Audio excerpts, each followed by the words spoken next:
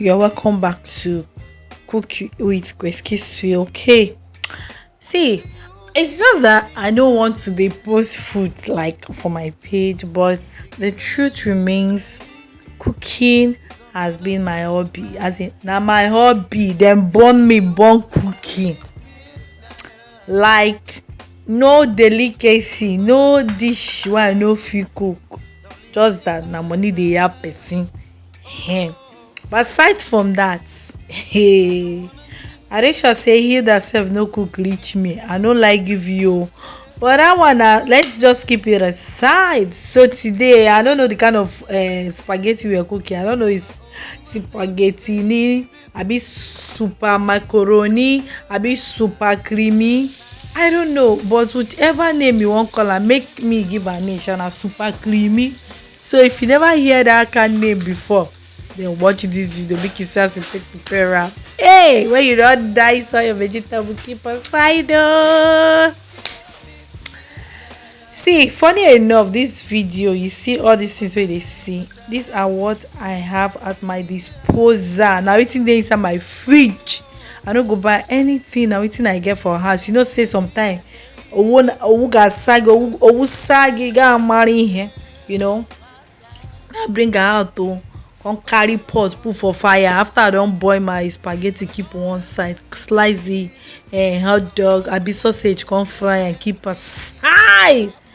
As I fry, na so I come carry my garlic, come throw for pot. The next thing I do, come carry my ginger, heat it. The next thing I do, come carry onions, heat wide. Come dey turn am, allow am make e fry. When I say make e fry, come dey fry, come dey char that kind golden brown. By that time the aroma, that's in fact the oil don dey flavour. See, my turn na people no sabi cook. One secret to food, person sabi cook na fry onions very well. I'm telling you, fry am. You see the way I dey fry am make the thing come dey golden brown. Oh my God, if you cook that food, the smell sef go dey wose everywhere. So after I see say e don dey very golden brown a bit, I just carry my stew, my remain stew no, I get for freezer. I no go waste when by grace is available. Nothing dey waste for my house. So when grace dey, nothing dey spoil. Even banana wey rot ten, we dey use am. So I come put my seasoning. I no put much thing jare. I just put seasoning, then put one maggi. I no dey eat too much maggi, you know. I come allow am steam. See, seriously, person wey sabi cook. Na so I carry black Cameroon pepper, ground one, pour inside o. See, if owu sag, anything wey you get for house na food. If sapa hold you go sabi cook by force. So I come finally carry the green vegetable and onions to throw there, and carrot.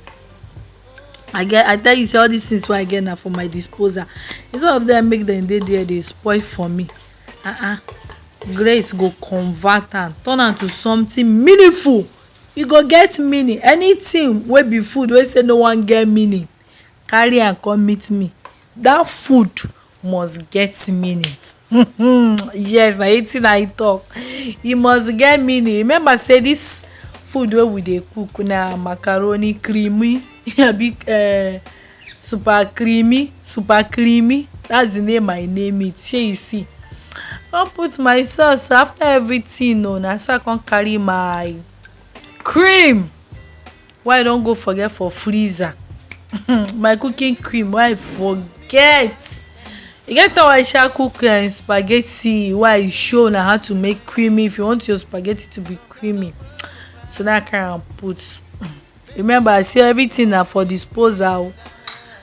I get sweet corn o. Hey, that I no dey miss am. I carry am put o. No food shall waste. All food is a food. That's the cream. Na for freezer I keep am o. Forget about this thing. This thing don block, turn to wetin me I no know. E don block, over block on the wire. You know, see say the thing no gree comot.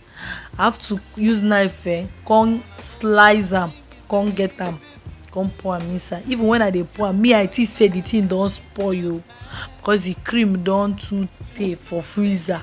But my dear, I check the expiring date, check am, taste am, dey sure say e still dey okay o before I carry am go cook.